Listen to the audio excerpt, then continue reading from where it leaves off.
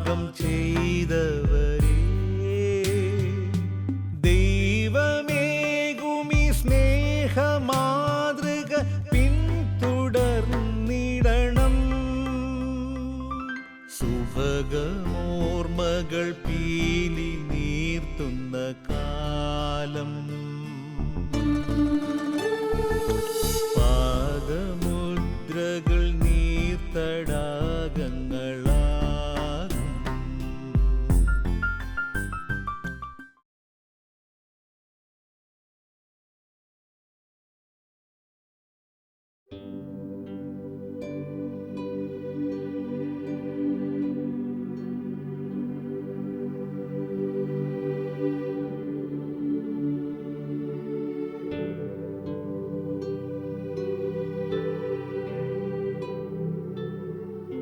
നെല്ലിക്കുന്ന് ഇടവകയിൽ സേവനം ചെയ്യുന്ന കാലത്താണ് ഒരു എഞ്ചിനീയറിംഗ് കോളേജിൻ്റെ ആവശ്യകതയെക്കുറിച്ച് ചിന്തയുണ്ടാവുന്നത്.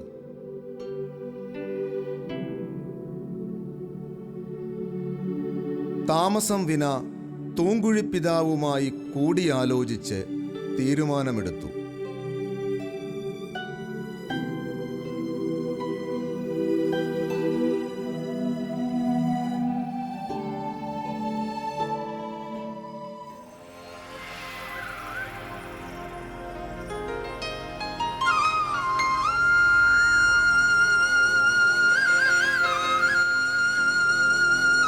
അങ്ങനെ തൃശൂർ അതിരൂപതയുടെ പ്രഥമ സെൽഫ് ഫിനാൻസ് എഞ്ചിനീയറിംഗ് കോളേജ് പിറവിയെടുത്തു.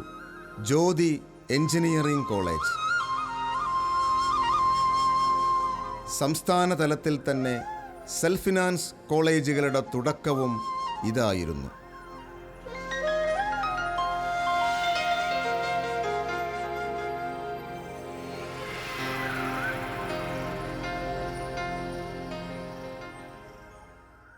രണ്ടായിരത്തി തൃശ്ശൂർ അതിരൂപത ആണ് ജ്യോതി എഞ്ചിനീയറിംഗ് കോളേജ് സ്ഥാപിച്ചത്. കേരളത്തിൽ സ്വാശ്രയ മേഖലയിൽ വളരെ കുറച്ച് കോളേജുകൾ മാത്രം തുടങ്ങിയ കാലത്ത് വളരെ ബുദ്ധിമുട്ടുകൾ സഹിച്ച് ഫാദർ ആൻ്റണി തേക്കനത്തിൻ്റെ നേതൃത്വത്തിലാണ് ഈ കോളേജ് സ്ഥാപിതമായത്. തൃശ്ശൂർ ജില്ലയിലെ ആദ്യത്തെ സെൽഫ് ഫൈനാൻസിങ് സെക്ടറിലുള്ള എഞ്ചിനീയറിംഗ് കോളേജാണ് Jyothi engineering college. Father Antony Thekkanath ഒരു സിവിൽ എഞ്ചിനീയർ ആയതിനാലാവാം വരും കാലങ്ങളിൽ ഈ കോളേജിനുണ്ടാകുന്ന ഡെവലപ്മെൻറ്റ്സ് എല്ലാം മുൻകൂട്ടി കണ്ടുകൊണ്ട് ഇത്ര നല്ല ഒരു ഇൻഫ്രാസ്ട്രക്ചർ അന്ന് തന്നെ ഇവിടെ സ്ഥാപിക്കാൻ സാധിച്ചത് എന്നാണ് എനിക്ക് മനസ്സിലാകുന്നത്. അതിനുശേഷം 2002 തുടങ്ങി ഈ 2015 എത്തുമ്പോഴേക്കും ഒരുപാട് കോഴ്സുകളും എല്ലാം പുതുതായി സ്ഥാപിക്കാൻ അല്ലെങ്കിൽ തുടങ്ങാൻ ഈ കോളേജിന് കഴിഞ്ഞിട്ടുണ്ട്. ഇപ്പോൾ ഇവിടെ civil, electrical, electronics, mechanical, computer science എന്നീ 5 ബ്രാഞ്ചുകളിലായി 480 സ്റ്റുഡൻസിന് അഡ്മിഷൻ കൊടുക്കുന്നു. കൂടാതെ computer science and engineering, electrical ഡിപ്പാർട്ട്മെൻറ്റിൽ പവർ ഇലക്ട്രോണിക്സ് എന്നീ മേഖലകളിൽ 2 PG കോഴ്സുകളും ഇവിടെ നടത്തി വരുന്നുണ്ട്. കൂടുതൽ കോഴ്സുകളും BTech ലെവലിലും MTech ലെവലിലും തുടങ്ങുന്ന പരിപാടികളും നമ്മൾ ഏറ്റെടുത്തിട്ടുണ്ട്.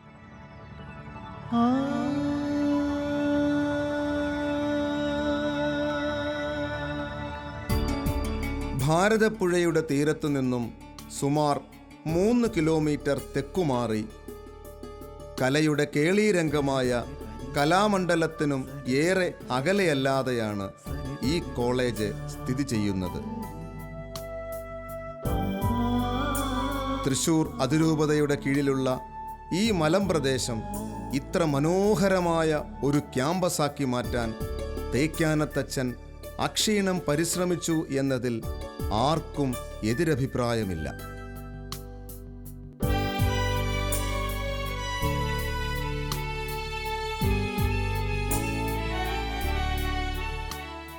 ജ്യോതി എഞ്ചിനീയറിംഗ് കോളേജിൻ്റെ ഇന്നത്തെ ഈ നിലവാരത്തിലേക്ക് ഉയർന്നു വരുന്നതിൽ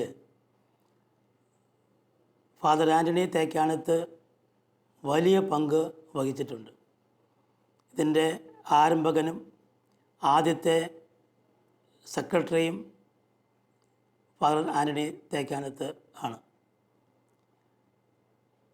ഇതിൻ്റെ ആരംഭത്തിൽ ഏറെ പ്രയാസങ്ങളും കഷ്ടപ്പാടുകളൊക്കെ സഹിച്ചിട്ടാണ് ഇതിനെ രൂപം കൊടുക്കാനായിട്ട് അച്ഛനും അജയ സഹപ്രവർത്തകർക്കും സാധിച്ചത്. ഇന്ന് കേരളത്തിലെ 157 കോളേജുകളിൽ ഏറ്റവും ബെസ്റ്റായിട്ടുള്ള കോളേജുകളിൽ 4-ാം സ്ഥാനത്ത് ഈ കോളേജ് എത്തി നിൽക്കുകയാണ്.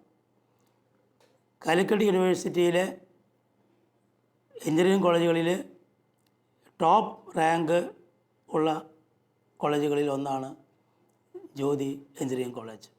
അതിനൊക്കെയും കാരണഭൂതനായ അതിന് തുടക്കം കുറിച്ച ആന്റണി തേക്കാനത്തച്ഛൻ്റെ നിസ്തന്ത്ര പരിശ്രമവും അതിൻ്റെ ആ വിഷനും വളരെ ഏറെ പ്രാധാന്യം വഹിക്കുന്നതാണ്.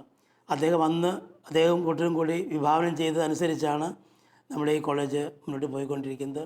അതനുസരിച്ചുള്ള ആ വിഭാവനം ചെയ്തതനുസരിച്ചുള്ള വളർച്ച ഇനിയും മുന്നോട്ട് പോകാനുണ്ട്. അത് നേടിക്കൊണ്ടിരിക്കുകയാണ്.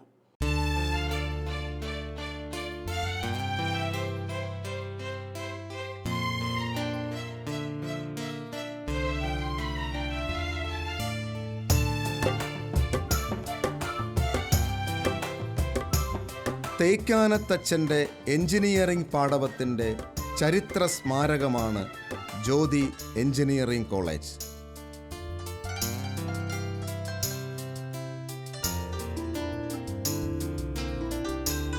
പൂർണ്ണമായും അച്ഛൻ്റെ പ്ലാനും ഡിസൈനും തന്നെ.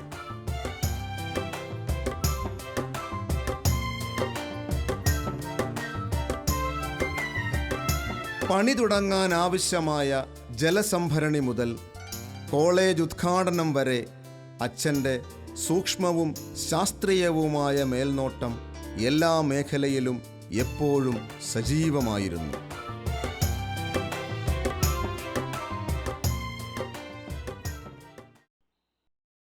തൃശ്ശൂർ അതിരൂപതയിലെ വളരെ ദീർഘവീക്ഷണവും ക്രാന്തദർശിയുമായിട്ടുള്ള ഒരു വ്യക്തിത്വമാണ് എനിക്ക് പലപ്പോഴും ബഹുമാനപ്പെട്ട തേക്കാനത്ത് ആന്റണി അച്ഛനിൽ കണ്ടിട്ടുള്ളത്.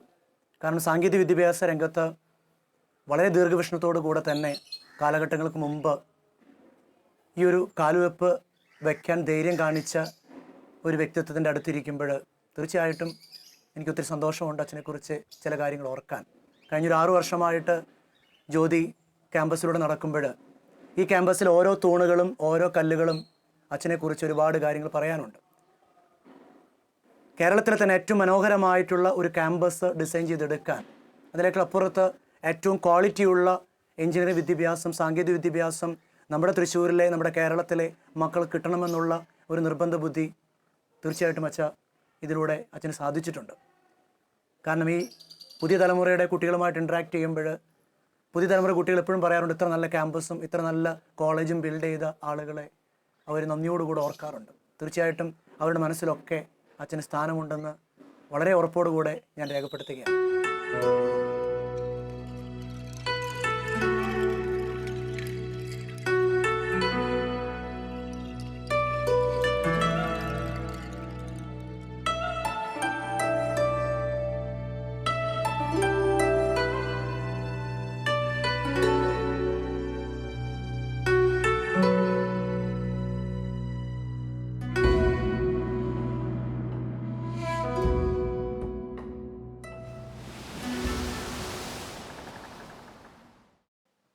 ഞാൻ ആദ്യമായിട്ട് ഇവിടെ വരുന്നത് 2002 സെപ്റ്റംബറിലായിരുന്നു. എനിക്ക് ജോലി ശരിയാക്കി തന്നിരിക്കുന്നത് തേക്കാനത്ത് അച്ഛൻ്റെ ഒരു സപ്പോർട്ടിലാണ്. അച്ഛനായിരുന്നു എന്നെ സഹായിച്ചിരുന്നത്. പിന്നെ ഇവിടെ വന്നതിന് ശേഷം ഞങ്ങൾ പല പ്ലാന്റുകളും റെഡിയാക്കി അവിടെ താഴെ ഒരു കുളം ഉണ്ടാക്കി. ആ കുളത്തിൽ ഒരു പമ്പ് ഹൗസ് ഫിറ്റ് ചെയ്ത്, അതിലൊരു പമ്പ് ഫിറ്റ് ചെയ്ത്, അതിൽ പൈപ്പ് കണക്ഷനെല്ലാം ഫിറ്റ് ചെയ്തുകൊണ്ട് അതിൽ വെൽഡിങ് എല്ലാം ചെയ്ത് വെള്ളം അവിടുന്ന് പമ്പ് ചെയ്ത് ഇങ്ങ് കോളേജിലോട്ട് ടാങ്കിലോട്ട് അടിച്ചു. പിന്നെ അതിന് ശേഷമാണ് ഞാൻ ഇവിടെ വെൽഡിങ് കുട്ടികളെ പഠിപ്പിക്കാൻ തുടങ്ങിയത്. അതായത് തിയറി ക്ലാസ്സും പ്രാക്ടിക്കൽ ക്ലാസ്സുമായിട്ടാണ് കുട്ടികൾക്ക് ഞാൻ ക്ലാസ് എടുത്തിരുന്നത്. ഇപ്പോൾ കുറച്ച് ഏകദേശം 13 വർഷമായി ഇവിടെ. ഒരു പിടി സഹായം എനിക്ക് തേക്കാനച്ഛൻ ചെയ്ത് തന്നിരുന്നു. പിന്നെ ഞാൻ വളരെ ബുദ്ധിമുട്ടിയിട്ടാണ് ഇങ്ങോട്ട് ഈ ജോലിക്ക് വരുന്നത്. ഞാൻ ആദ്യം ഷിപ്പിൽ ജോലി ചെയ്തിരുന്നു. അവിടെ നിന്നും കുറച്ച് പൈസ ഉണ്ടാക്കി അവർക്കെല്ലാം കടം കൊടുത്ത് അത് നഷ്ടമായിപ്പോയി. പിന്നെ അങ്ങനെയാണ് എനിക്ക് ജോലിക്ക് വേണ്ടി ഞാൻ ട്രൈ ചെയ്യുന്നത്. പിന്നെ ജോലി കിട്ടാൻ വേണ്ടി ഞാൻ ജെറുസലേം ധ്യാന കേന്ദ്രത്തിൽ പോയി കുറേ പ്രാർത്ഥനയെല്ലാം കഴിഞ്ഞു.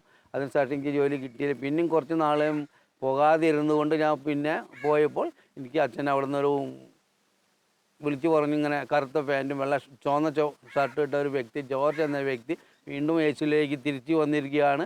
ആ മകന് ജോലി ശരിയായിട്ടുണ്ടെന്ന് പറഞ്ഞു. പിന്നെയാണ് തേക്കാനത്തച്ഛൻ അന്ന് തന്നെ ഫോൺ വിളിച്ച് എൻ്റെ അയൽവാസിയായ ഒരു വീട്ടിലോട്ട് ഫോൺ വിളിച്ച് പറയുന്നത്. അപ്പോഴാണ് ഞാൻ 5 മണിക്ക് വീട്ടിൽ ചെല്ലുമ്പോൾ വിവരങ്ങൾ അറിയുന്നത്, ഇങ്ങനെ ജ്യോതി എഞ്ചിനീയറിംഗ് കോളേജിൽ കുട്ടികളെ പഠിപ്പിക്കാൻ വേണ്ടി, വെൽഡിങ് പഠിപ്പിക്കാൻ വേണ്ടിയിട്ട്, ക്ലാസ് എടുക്കാൻ വേണ്ടിയിട്ട് എനിക്ക് ജോബ് റെഡി ആയിട്ട് നാളെ തന്നെ കോളേജിലോട്ട് വരണമെന്ന് പറഞ്ഞുകൊണ്ട് ഒരു ഫോൺ കോൾ വന്നിരുന്നു. 2002 ആണ് ഞാൻ ഈ കോളേജിലേക്ക് വരുന്നത്. ഈ കോളേജിൻ്റെ ആരംഭം മുതലേ ഉള്ള ആളാണ് ഞാൻ. എന്നെ അപ്പോയിൻമെൻറ്റ് ചെയ്തത് തേക്കാനത്തച്ഛനാണ്. ഈ അച്ഛൻ ഇല്ലായ്മയിൽ നിന്ന് ഈ കോളേജിനെ ഇത്രയും നല്ല നിലയിലേക്ക് കൊണ്ടുവന്നത് വലിയൊരു അത്ഭുതം തന്നെയായിട്ട് എനിക്ക് തോന്നുന്നത്. അച്ഛൻ്റെ കഴിവിനെ എത്ര പുകഴ്ത്തിയാലും മതിയാവില്ല. എന്നാൽ ഈ കോളേജ് തുടങ്ങി ഇത്രയും വർഷം ആയിട്ടും ഇത് ഓരോ വർഷം ചെല്ലും തോറും ഉന്നതിയിലേക്ക് നീങ്ങിക്കൊണ്ടിരിക്കുകയാണ്.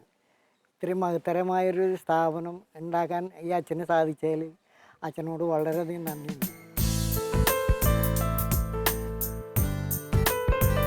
കേവലം 5 വർഷങ്ങൾ കൊണ്ട് ക്യാൻറ്റീനും വർക്ക്ഷോപ്പും അടക്കം 4 ബ്രാഞ്ചുകളോടുകൂടി കോളേജ് പ്രവർത്തനമാരംഭിച്ചു.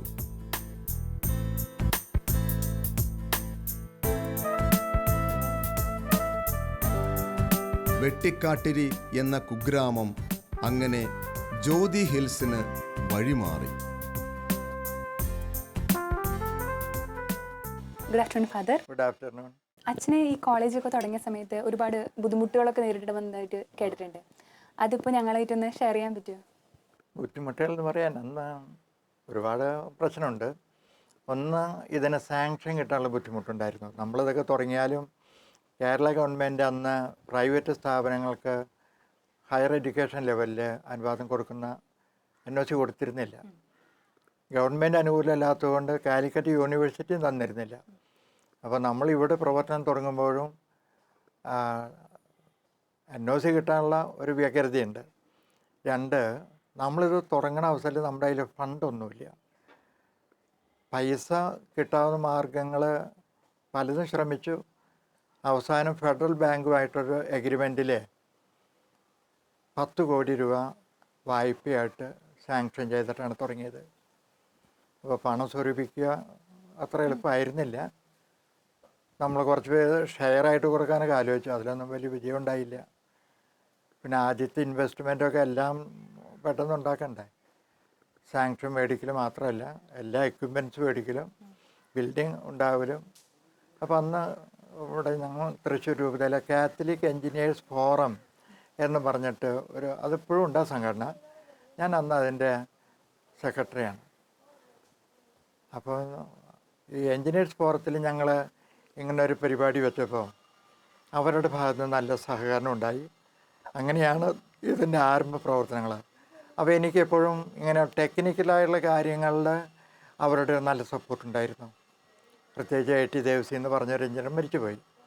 അദ്ദേഹം ഇവിടെ ഗവൺമെൻറ്റിൽ നല്ല സർവീസിൽ നല്ല മാന്യനായ ഒരാളായിരുന്നു. അപ്പോൾ അദ്ദേഹത്തിൻ്റെ വളരെ നിരന്തരമായ സഹായം, ഓഫീസ് വർക്കുകൾ, ഈ ധനസംബന്ധമായ കൊട്ടേഷൻസ് തയ്യാറാക്കൽ, കൊട്ടേഷൻ പരസ്യം ചെയ്ത് വിളിക്കൽ, അങ്ങനെയുള്ള കാര്യങ്ങളിലൊക്കെ നമ്മൾ മിക്കവാറുമൊക്കെ നല്ല സ്റ്റാൻഡേർഡ് പാർട്ടികൾക്കാണ് കൊടുത്തത്. അപ്പോൾ നാഷണൽ ലെവലിൽ കൊട്ടേഷൻ വിളിച്ചിട്ടാണ് പണികൾക്കൊക്കെ ആൾക്കാർ തിരഞ്ഞെടുത്തത്. അപ്പോൾ അങ്ങനെ ഓരോന്നും കണ്ടുപിടിക്കുക എന്നുള്ളത് എളുപ്പമായിരുന്നില്ല. അന്ന് വലിയ ഓഫീസും സൗകര്യങ്ങളൊന്നുമില്ല. കാത്തലിക് സെൻറ്ററിൽ ഒരു മുറി, അതും ഞാനും ഒരു ക്ലർക്ക് മാത്രമേ അവിടെയുള്ളൂ. അന്ന് എനിക്കൊരു ഡ്രൈവർ പോലും ഉണ്ടായിരുന്നില്ല. ഞാൻ തന്നെയാണ് ജീപ്പ് ഓടിച്ച് വരിക. കാലത്ത് പോരുമ്പോൾ കണ്ണംകുളക്കര പള്ളിയിലാണ് അന്ന് താമസിച്ചിരുന്നത്. അവിടുന്ന് ഒരു സഞ്ചിയിൽ ചോറും ഒരു കുപ്പി വെള്ളമൊക്കെ ആയിട്ടാണ് പോരും. ഇവിടെ വന്നൊന്നും കിട്ടാൻ മാർഗം ഉണ്ടായില്ല. ആരെങ്കിലുമൊക്കെ പ്രത്യേകിച്ച് വന്നാൽ അന്ന് ഷൊർണൂർ പോയിട്ടാണ് ഊണ് കഴിക്കുക. അപ്പോൾ അത്ര വലിയ സൗകര്യങ്ങളില്ലാത്തായിരുന്നു. അപ്പോൾ അങ്ങനെയുള്ള കുറേ ബുദ്ധിമുട്ടുകൾ. ഇപ്പോൾ ഒരുപാട് വർഷങ്ങൾക്ക് ശേഷമല്ലേ ഇപ്പോൾ അച്ഛൻ വീണ്ടും ഈ ക്യാമ്പസിലേക്ക് വന്നിരിക്കുന്നത്. ഇപ്പോൾ വീണ്ടും ഈ ക്യാമ്പസൊക്കെ കാണുമ്പോൾ അച്ഛന് ഇത് ഉണ്ടാക്കിയ ആളെന്നുള്ള നിലയിൽ അച്ഛൻ എന്തൊക്കെയാണ് തോന്നുന്നത്? വലിയ സന്തോഷമുണ്ട്. കാരണം നമ്മൾ തുടങ്ങിയൊരു സ്ഥാപനം വലുതാവണോ എന്ന് കാണുമ്പോൾ തന്നെ അതിൽ നമുക്കൊരു മാനസികമായ സന്തോഷമുണ്ട്. അതുതന്നെയല്ല, അന്ന് ഉദ്ദേശിച്ച ഇനിയും കുറേ കൂടി വളർച്ച വരാൻ ഉണ്ടെന്നാണ് എൻ്റെ കണക്ക് കൂട്ടൽ. നമ്മൾ ചെറിയ ഒരു കുരുവാണ് പാവുന്നതെങ്കിലും അത് വളർന്ന് വലിയ മരമായിട്ട് ഫലം ചൂടി വരുന്നത് കാണാനല്ലേ ഇഷ്ടം. അപ്പോൾ ഇവിടെ പഠിച്ച ഒരുപാട് കുട്ടികൾ നല്ല രീതിയിൽ ജോലിയിൽ ആയിട്ടുണ്ട്. അതാണ് ഏറ്റവും വലിയ സന്തോഷം. അച്ഛൻ എന്തുകൊണ്ടാണ് ഒരു ആർട്സ് കോളേജിന് പകരം ഒരു ടെക്നിക്കൽ കോളേജ് തുടങ്ങാൻ തീരുമാനിച്ചത്?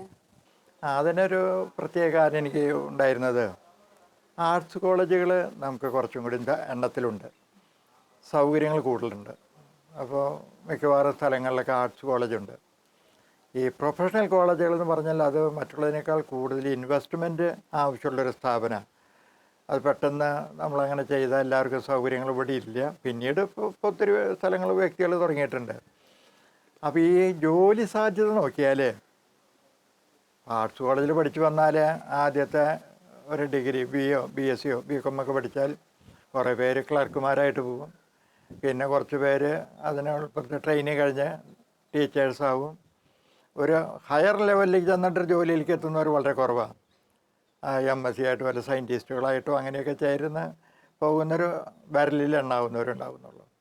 ഒരു പ്രൊഫഷണൽ കോളേജ് എന്ന് പറയുമ്പോൾ ആ ഒരു രീതിയിൽ ചിന്തിക്കാം, വളരെ ഉയർന്ന രീതിയിലുള്ള ആൾക്കാരായിട്ട്. പക്ഷേ കുറച്ചുകൂടി ജോലി സാധ്യത ഈ തുടങ്ങുന്ന കാലത്തും അതിന് കുറേ കൊല്ലങ്ങൾക്ക് മുമ്പായിട്ടും പ്രൊഫഷണൽ പരിജ്ഞാനമുള്ളവർക്കാണ്. അവർക്ക് കൂടുതൽ ജോലി സാധ്യതയുണ്ട്. ഇപ്പം നിങ്ങൾക്ക് തന്നെ അറിയാം, നിങ്ങളുടെ കയ്യിൽ മൊബൈൽ ഫോൺ.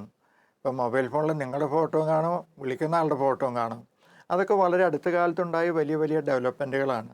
അപ്പോൾ അതിന് സജ്ജമായ രീതിയിൽ ആൾക്കാർ തയ്യാറാക്കിയാൽ അവർക്ക് കഴിഞ്ഞ ഉടനെ ജോലി കിട്ടും. അപ്പോൾ ഈ എഞ്ചിനീയറിംഗ് കോളേജിലൊക്കെ പഠിച്ചവർക്ക് മറ്റുള്ളവരെക്കാൾ കൂടുതൽ ജോലി കിട്ടാൻ കാരണം എന്താ? ആ രംഗത്ത് ഒരുപാട് പേർക്ക് സാധ്യതകൾ വന്നു ജോലി സംബന്ധമായിട്ട്. അപ്പോൾ പണ്ടൊക്കെ നമ്മളിപ്പോൾ എഞ്ചിനീയറിംഗ് സെക്ഷൻ എന്ന് പറഞ്ഞാൽ 3 ഡിപ്പാർട്ട്മെൻറ്റ് മെയിനായിട്ട്: സിവിൽ, ഇലക്ട്രിക്കൽ, മെക്കാനിക്കൽ. അപ്പോൾ ഒരു ആർട്സ് കോളേജിനേക്കാൾ കൂടുതൽ ട്രെയിൻ ചെയ്ത ആൾക്കാർ സാങ്കേതിക രംഗത്തുള്ളവരെയാണ്. അവരെയാണ് സമൂഹത്തിന് ആവശ്യം ലോകത്തിലെവിടെയും. ഇപ്പം നമ്മുടെ ഇവിടെ പഠിച്ച പിള്ളേർ ഇവിടെ തന്നെയല്ലല്ലോ ജോലിയാണ്. ഒരു നല്ല ശതമാനം അമേരിക്കയിലാണ്. അവർക്ക് അവിടെ ജോലി സാധ്യത കൂടുതൽ വന്നു. അപ്പോൾ ജോലി സാധ്യതയോടെ നമ്മുടെ ആൾക്കാർ പോകുന്നു. ഈ പഠിച്ചു വന്നവർ അറബി രാജ്യങ്ങളിൽ പോയിട്ട് ജോലി ചെയ്യുന്നത് എന്തുകൊണ്ടാണ്? അവരതിന് സജ്ജമായതുകൊണ്ടാണ്. അവിടെ ചെന്നിട്ട് നല്ല പ്രൊഫഷണൽ അവർ കയറണം, നല്ല ജോലിയിൽ കയറണം. അപ്പോൾ അതിനാവശ്യമായ ആൾക്കാരെ നമ്മൾ ട്രെയിൻ ചെയ്ത് വിടുക. അതിനു വേണ്ടിയാണ് ഇങ്ങനെയൊക്കെ ചെയ്തത്.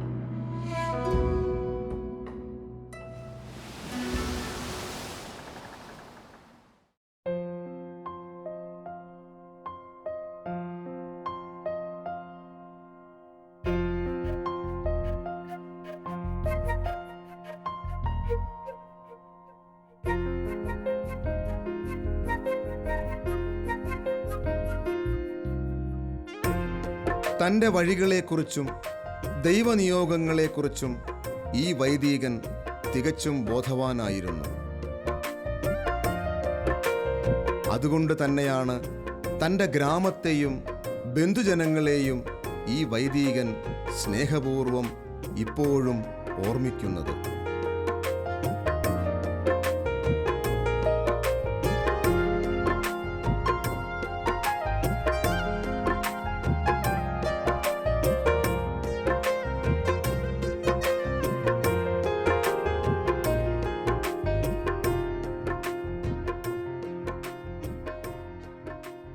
പല സ്ഥലങ്ങളിലും വളരെ കലുഷിതമായ രംഗങ്ങളുണ്ടായിട്ടുണ്ട്. അതെൻ്റെ വ്യക്തിപരമായ കാര്യങ്ങൾക്കല്ല, ഇടവകയുടെ നന്മയ്ക്ക് വേണ്ടിയുള്ളത്. അതൊക്കെ തരണം ചെയ്യുന്നതിൽ ദൈവത്തിൻ്റെ അനുഗ്രഹം എന്ന് പറയട്ടെ, അതുപോലെ തന്നെ നല്ല മനുഷ്യരുടെ സഹകരണവും, അതുകൊണ്ട് അതൊക്കെ തരണം ചെയ്യാനും സഭയ്ക്കും ദൈവജനത്തിനും അനുകൂലമായ വിധത്തിൽ കാര്യങ്ങൾ എത്തിക്കുവാനും കഴിഞ്ഞു. അപ്പം ഞാൻ പൗരോഹിത്യത്തെക്കുറിച്ച് ഓർക്കുമ്പോൾ എനിക്ക് സന്തോഷമേ ഉള്ളൂ. അതെൻ്റെ ജീവിതത്തിന് വലിയ വികാസവും വളർച്ചയും സർവോപരി ജീവിത വിശുദ്ധിയും എനിക്ക് പ്രദാനം ചെയ്തിട്ടുണ്ട്. എന്നെ സഹായിച്ച എല്ലാ ജനങ്ങളോടും, എന്നെ അഭിഷേകം ചെയ്ത ജോർജ് ആലപ്പാട്ട് ബിഷപ്പ്, അതിനുശേഷം വന്ന കുണ്ടുകുളം പിതാവ്, തൂങ്കുഴി പിതാവ്, ഇപ്പോഴത്തെ താഴത്ത് പിതാവ്, ഇവരോടൊക്കെ എനിക്ക് വലിയ കൃതജ്ഞതയുണ്ട്. ഈ വിശ്രമകാലത്ത് ഞാൻ 1-2 പുസ്തകങ്ങൾ എഴുതാൻ ഒരുങ്ങി ഇങ്ങനെ ശ്രമിച്ചുകൊണ്ടിരിക്കുകയാണ്. അത് പൂർത്തിയാക്കാൻ ദൈവം എനിക്ക് അവസരം തരും എന്ന് ഞാൻ വിചാരിക്കുന്നു. വിശ്രമകാലം വെറുതെ ഇരിക്കാൻ ഞാൻ ആഗ്രഹിക്കുന്നില്ല. സാധിക്കുന്നിടത്തോളം എന്തെങ്കിലും പ്രവർത്തിച്ചു കൊണ്ടിരിക്കണം എന്ന ഒരു മനോഭാവം എനിക്കുണ്ട്.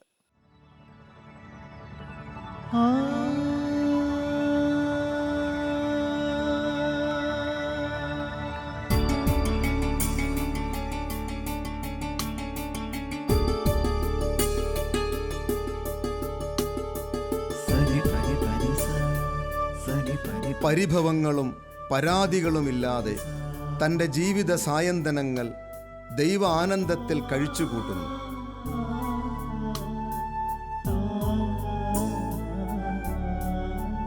ദൈവം നമുക്ക് ദാനമായി നൽകിയ ജീവിതം അവന് ബലിയായി മടക്കി നൽകുന്ന ഇത്തരം മാതൃകാ വൈദികരെ വിനീത ഹൃദയരായി നമസ്കരിക്കാനല്ലാതെ നമുക്ക് എന്താണ് ചെയ്യാൻ പറ്റുക?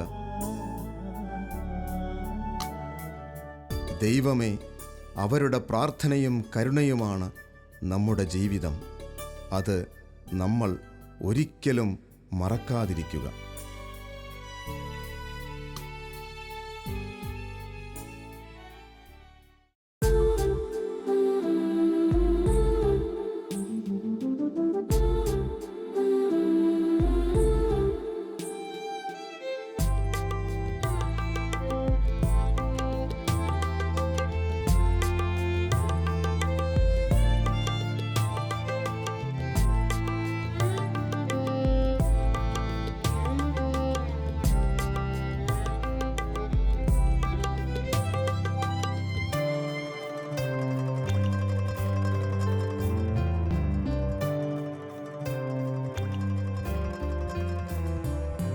കരുണയേറിയ കാൽവരി കുന്നിലൂറും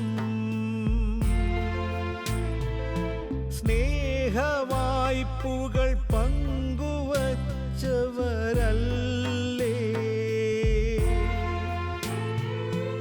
ഇവിടെ നിന്നും രക്ഷ നേടാതാരും മടങ്ങുകയില്ല. പാപമോചനം യേശു ചിന്തിയ ചോരതൻ വിജയം. സുഭഗമോർമകൾ പീലി നീർത്തുന്ന കാലം, പാദമുദ്രകൾ നീർത്തടാകങ്ങളാ